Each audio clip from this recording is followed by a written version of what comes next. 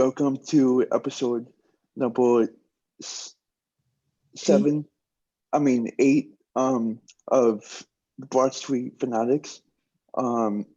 We have a very special guest, Prince Blue, and he's here to talk about Sixers and the Phillies, and we are excited to see what his thoughts are.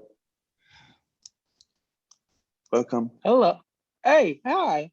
Thank you for having me. I'm like really excited. When you reached out to me, I was like, sure, no problem. I love it. I love what you guys are doing.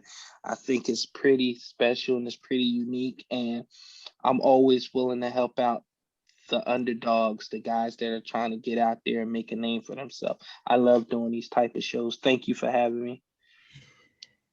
Yeah, Welcome. no problem. So, Alex, you want to start with the first question? Sure. So what are your thoughts on the Sixers tonight? You think they can go 3-0? Yes, and last time I checked, I think Russell Westbrook is questionable with the Yes, ankle. I was So Yeah. just if gonna he say that. if he doesn't play, yeah, that I got us 3-0, and I got it in a actually a big route actually.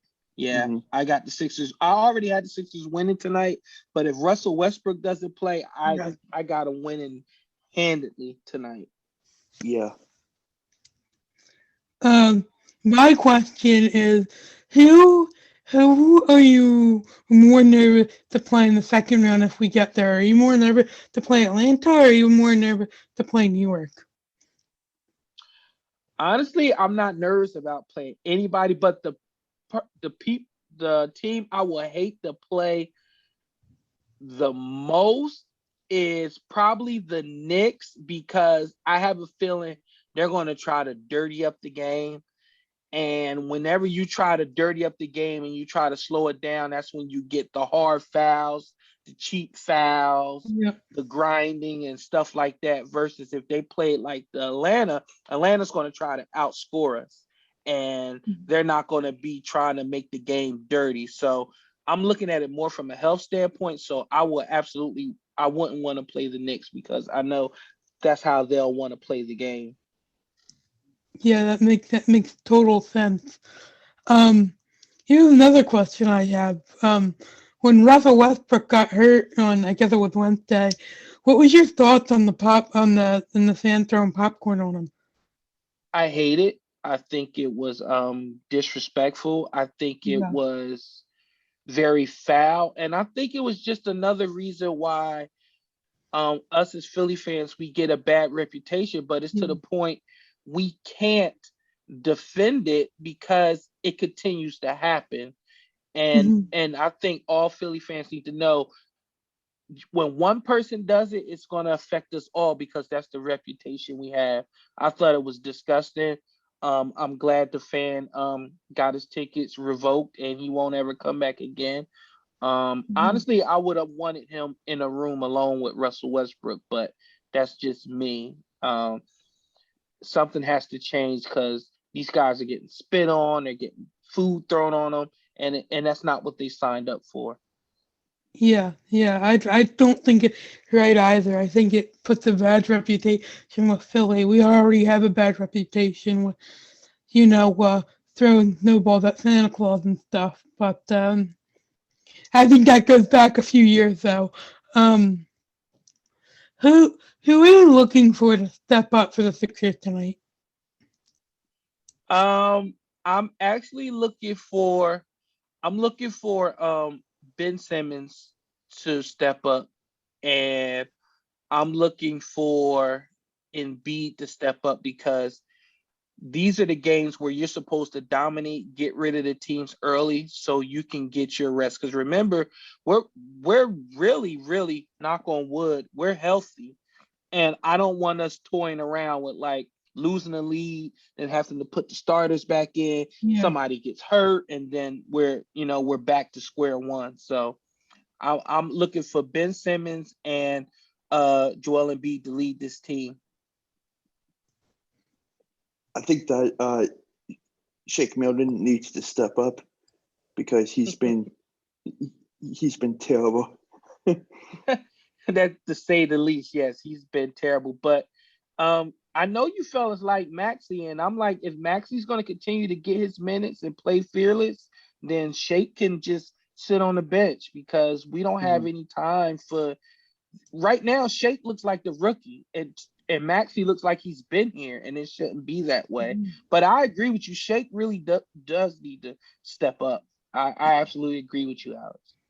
Who's one person you've really been impressed with on the Sixers end this for the first 2 games of the series so far? Tobias Harris. Like, I mean, what he did when Embiid was at foul trouble, that was, I mean, think about it. We're normally used to Tobias Harris being the 20 to 22 point guy, but these past 2 games, he showed offensive, like he's been a walking bucket. Yeah. And then the last game, he showed his toughness because he tweaked his ankle a little bit, came out, and you wouldn't have been able to tell. That's the type of stuff that will get you ingratiated with Philly fans immediately. Go out thinking you're hurt, come back, put up close to 30. I mean, Tobias Harris has been, you could argue and say he's been the MVP so far of these 2 games. Yeah, I would 100% agree. I would 100% agree. I feel like he's been like very athletic in the paint, and that's what a team like the Sixers need, and to help Embiid out. And I feel like going down the road, it's going to be very helpful for them to have him. And I just hope that everyone is healthy, and if everything is healthy, then it's going to be a great rest of the run. Yeah. What are your, I don't know if you've watched any of the other series, like the Lakers series. What are your thoughts on the Lakers series, and do you think the Lakers can get it done? I've watched it, and yes, Phoenix made a mistake allowing the Lakers to get back into it because let's be honest, with all the flack that LeBron gets, he's still arguably the best player on the planet. And you put him with AD, I mean, you see it like it's just a lot to deal with. And they're the number 1 defensive team, so you got that on top of you got 2 of the top offensive players in the league. It's going to be hard for Phoenix to get it back because the Lakers are on a roll now. So I definitely got the Lakers coming out of that series. Yeah, and we also saw Boston end up beating on the Nets last night. What were your thoughts on that game? I thought Jason Tatum played out of his mind, and this is the type of player, because sometimes you'll watch a Jason Tatum and you'll be like, I don't get why people are so like over the moon for this guy. And then he does what he did last night, and you're like, now I see. But unfortunately, I still think the Brooklyn is too much for them, but they can absolutely get another game. If Tatum plays, and think about this, Kemba Walker had an awful game last night, and they still put up 120 something points. If Kemba Walker can at least show up, they got a chance to steal the next game in Boston and make it. I want the Nets in a long series. I want the Nets in the long series. I want the Bucks in the long series. I want them beat up and tired by the time they get to the Sixers. Yeah, well, the Bucks are already up 3-0, and they're playing right now. I think Miami's actually beating them right now. Yeah, it looks like the typical letdown game. So, but I absolutely I got the Bucks, and I got the Bucks and the Nets coming out of those both of those series. Yeah, my next question is, how far do you see the Sixers going this year? Do you see them winning the championship? I absolutely do. Matter of fact, I think that they are my favorite, but I'm biased. I know everybody loves the Nets, so they're going to pick the Nets. But I think the Sixers are the deepest and the most besides the Lakers, are the best defensive team left in the playoffs. And I think the Sixers can play you any way you want. You want transition? We got Ben Simmons. You want post? We got Joe. We got Ben. And we got Tobias. And we got Dwight if he wants to do it. You want to play physical, slow grind? They could do that too. Oh, by the way, you want a double? We got shooters. So I think the Sixers are the best well-rounded team in the playoffs. That's just my opinion. But of course, I'm a Yeah, homer. So I really agree. We're Alex and I are homers too, but I think Alex would say the same thing that the Sixers are gonna win the playoffs. I think. yeah. So moving on to the Phillies, um, what are your thoughts on the Gene Segura thing with Joe Girardi? I think we see why Gene Segura is like on his 4th or 15. I think we're seeing it's just he has these certain things to where he's going to do what Gene's going to do, and that's not going to fly, especially in a place like Philadelphia. Not hustling. You thought he would have learned not hustling and McCutchen tearing his ACL last year, but he absolutely came back and did some of the same things he did last year. And far as Girardi, I know everybody's getting on him because everybody thought he was going to be the savior at the game.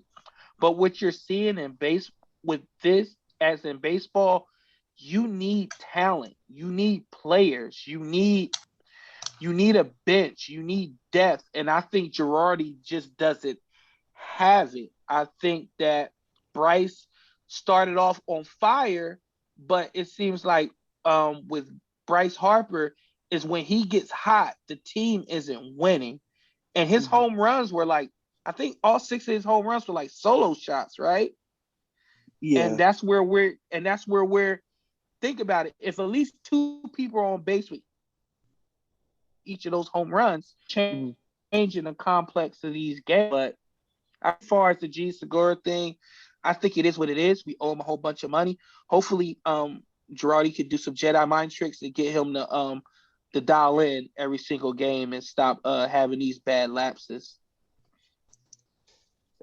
So what are your thoughts on the upcoming series at Cincinnati?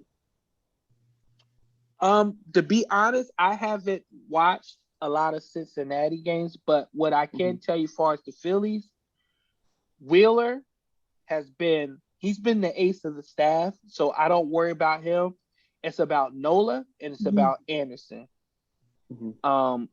We need somebody else besides Wheeler to hold these games close and pray that these bats can wake the hell up.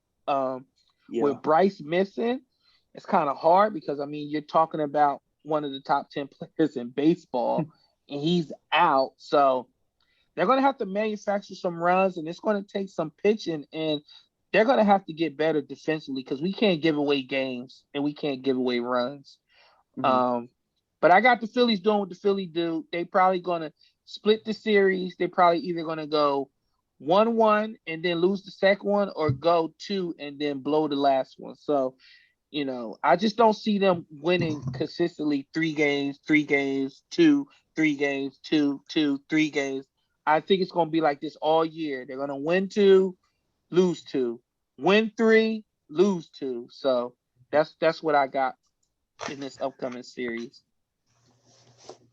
It's been very hard to watch, especially with their lack of offense, and I feel like something needs to get in their heads, and I think I don't know, it's kind of hard to tell because it's off and on every series, but I think that everything is gonna come into place every game, and we'll see how it goes. Yeah, I absolutely agree. These games are going to be cliffhangers, people. 162 game series. each one we're gonna be holding our breath, and it's sad, but that's just the way it's gonna be with this Phillies team until they get some legit bona fide talent throughout the team. So, Cameron, you have anything else? I think we're good. I think you covered everything, Alex. Okay. Thank you so much, Prince, for joining us. And this has been episode number 8 of Broad Street Fanatics. Thank you so much for having me, fellas. Keep up the good work, and please, whenever you need me again, just say the word. I'll be there. We'll do. Thank you. Yeah.